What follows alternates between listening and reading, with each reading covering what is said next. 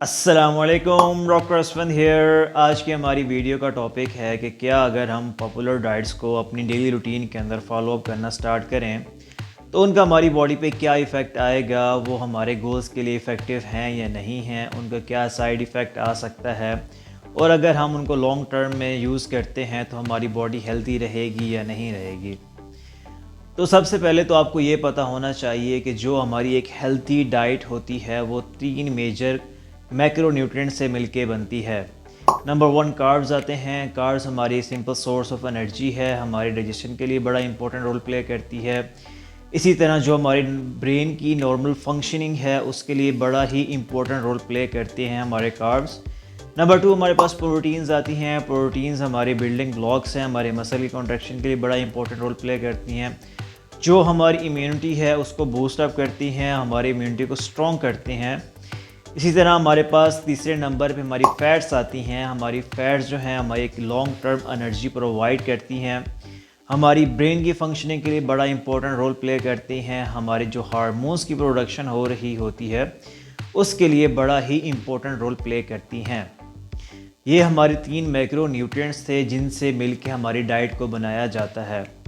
लेकिन जब हम एक पॉपुलर डाइट को फॉलो अप करना स्टार्ट करते हैं तो हमारी पॉपुलर डाइट रिस्ट्रिक्टिव डाइट होती है। इन 3 में से किसी एक न्यूट्रिएंट को रिस्ट्रिक्ट कर दिया जाता है। तो अगर आप किसी भी पॉपुलर डाइट को फॉलो अप करने का सोच रहे हैं, उसको अपनी रूटीन में ऐड ऑन करने का सोच रहे हैं ताकि आप एक वेट लॉस कर सकें, तो उससे पहले आपको कुछ फैक्टर्स का पता होना चाहिए जिसके बाद ही आप उस डाइट को फॉलो अप करने की तरफ जाएं ताकि आपको वहाँ पे एक हेल्थी रिजल्ट्स मिल सकें। नंबर 1 हमारे पास साइंटिफिक एविडेंस आता है। जब भी आप कोई भी पॉपुलर डाइट को फॉलो अप करना स्टार्ट करें तो उससे पहले आपको ये लाजमी पता होना चाहिए कि साइंस उसके बारे में क्या कह रही है, उस पर कितनी रिसर्चेस हुई हैं, वो रिसर्चेस क्या कहती हैं, उनका क्या रिज़ल्ट निकला है। तो नंबर 1 आपको ये लाजमी पता होना चाहिए कि शॉर्ट टर्म में उसके क्या इफ़ेक्ट्स आएंगे, उसके लॉन्ग टर्म में क्या इफ़ेक्ट्स आएंगे आपकी बॉडी पे, और अगर आपको कोई मेडिकल कंडीशन है तो उसमें आपके क्या इफ़ेक्ट्स आपकी बॉडी पे आ सकते हैं, और जो गोल आपने अपने माइंड में सेट किया हुआ है क्या इस डाइट को फॉलो अप करके वो एक हेल्दी वे के अंदर अचीवेबल है भी सही या नहीं है। अगर कोई भी डाइट आप फॉलो अप करते हैं, जैसे एक कीटो डाइट है, आप उसको फॉलो अप तो कर लेंगे, आपको बड़े जल्दी ही एक वेट लॉस का रिज़ल्ट मिलना स्टार्ट हो जाएगा, लेकिन आपको ये पता होना चाहिए कि क्या ये वेट लॉस हेल्दी वे के अंदर हो रहा है या नहीं हो रहा। नंबर 2 इफ़ेक्टिवनेस आ जाती है। जब भी आपने कोई भी पॉपुलर डाइट को फॉलो अप करना है तो उसमें आपने ये लाजमी देखना है कि ऐसे कितने लोग थे जिन पे उस डाइट का पॉजिटिव रिज़ल्ट आया और ऐसे कितने लोग थे जिस पे उस डाइट का नेगेटिव रिज़ल्ट आया, और पॉजिटिव रिज़ल्ट उन पे लॉन्ग टर्म के लिए आया है या फिर शॉर्ट टर्म के लिए आया है, और जो नेगेटिव रिज़ल्ट आए हैं उनका क्या साइड इफ़ेक्ट हुआ है उनकी हेल्थ के ऊपर। जैसे एक बंदा कोई भी डाइट फॉलो अप करता है और उसका एक रैबिट वेट लॉस होता है तो वो एक अनहेल्थी वे के अंदर वो अपना वेट लॉस करता है, और वो सेकंड पर्सन को भी यही बता रहा होता है कि मैंने एक बड़ी ही जल्दी अपना एक क्विक वेट लॉस किया है, आप भी इस डाइट को फॉलो अप करके अपना 10-20 किलो विद इन 1 मंथ आप रिड्यूस कर सकते हैं। तो ये इफ़ेक्टिवनेस हो सकता है अगले की बॉडी पे असर ना करे, क्योंकि उसका एक तो न्यूट्रिशनल नीड्स अलग होंगी, उसका जो वेट लॉस है वो अलग किस्म का होगा क्योंकि उसकी एक बॉडी टाइप है वो अलग होगी पहले पर्सन से। इसी तरह जो उसका एक्टिविटी लेवल है वो अलग होगा, हो सकता है उसकी हेल्थ कंडीशंस अलग हों। तो आपने ये लाजमी देखना है कि जो एक पर्सन पे डाइट काम कर रही है तो वो लाजमी नहीं है कि वो दूसरे पर्सन पे भी उसी तरह इफ़ेक्ट करे। नंबर 3 हेल्थीनेस। किसी भी डाइट का हेल्दी या अनहेल्दी होना उसकी कंपोजिशन पे डिपेंड कर रहा होता है। जो पॉपुलर डाइट्स होती हैं वो न्यूट्रिएंट रिस्ट्रिक्टेड डाइट्स होती हैं।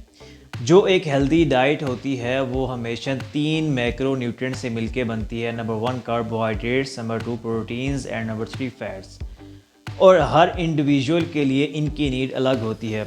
अब अगर एक पर्सन की नीड 300 ग्राम पर डे के हिसाब से कार्बोहाइड्रेट्स की आती है तो हो सकता है दूसरे पर्सन के लिए उसकी नीड 200 ग्राम्स हो या फिर 100 ग्राम्स हो।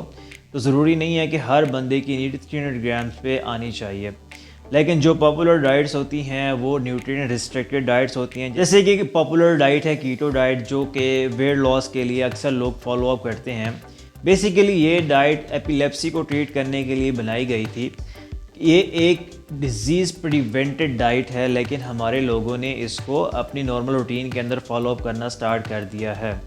अब इससे क्या होता है कि ये एक कार्बोहाइड्रेट रिस्ट्रिक्टेड डाइट है। कार्बोहाइड्रेट्स ना होने के बराबर होते हैं इसके अंदर, और फैट्स और प्रोटीन की जो रेशो है वो हाई होती है। तो लॉन्ग टर्म में आपको आपकी स्किन ख़राब हो सकती है, आपकी बोन डेंसिटी वहाँ पे ड्रॉप हो सकती है, आपको हार्ट का इशू हो सकता है, आपको किडनीज़ का इशू हो सकता है। तो आपने कोई भी डाइट फॉलो अप करने से पहले उसकी हेल्थीनेस को लाजमी चेक ऑन करना है कि आपकी जो हेल्थ कंडीशंस हैं उस पर क्या इफ़ेक्ट आ सकता है। नंबर 4 फैक्टर हमारे पास इंडिविजुअल नीड का आता है। अब इंडिविजुअल नीड से मेरी मुराद ये है कि जब भी आप कोई भी डाइट को फॉलो अप करना स्टार्ट करते हैं तो आपकी कुछ न्यूट्रिशनल रिक्वायरमेंट्स होती हैं। जब तक आप उनको फुलफ़िल नहीं करते तब तक आप अपनी जो क्वालिटी ऑफ लाइफ है उसको एंजॉय नहीं कर सकेंगे। अब एक न्यूट्रिशनल रिक्वायरमेंट एक पर्सन की दूसरे पर्सन से अलग होती हैं, क्योंकि हर बंदे की बॉडी टाइप अलग है, हर बंदे का डीएनए अलग है, हर बंदे की जेनेटिक्स अलग हैं, हर बंदे का जो एक कंडीशन है हेल्थ की वो अलग होती है, हर बंदे की जो एक्टिविटी लेवल है वो अलग है। तो अगर एक डाइट एक पर्सन पे काम कर रही है तो वो ज़रूरी नहीं है कि वो दूसरे पर्सन पे भी काम करे।